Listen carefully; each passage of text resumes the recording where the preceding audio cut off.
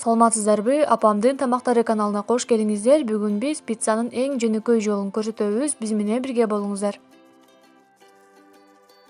Пиццаны бышыра турган лист алып, ичине лавашты салып, ал эми четтерин, ашча жерлерин бычак менен кесип салабыз. Эми сырды кыргычтан өткөрүп алдык.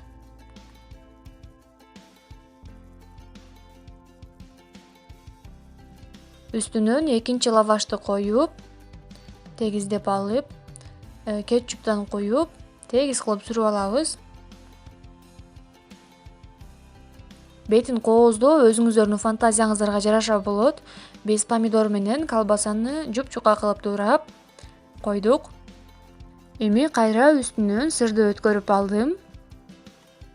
200 градуста 20-25 минутта даяр болот. Мынакей биздин пицца даяр болду. Аябай жөнөкөй, оңой. Даярдап көрүңүздөр, достор менен бөлүшүңүздөр. Подписаться баскычын басып коюңуздар. Саламатта калыңыздар.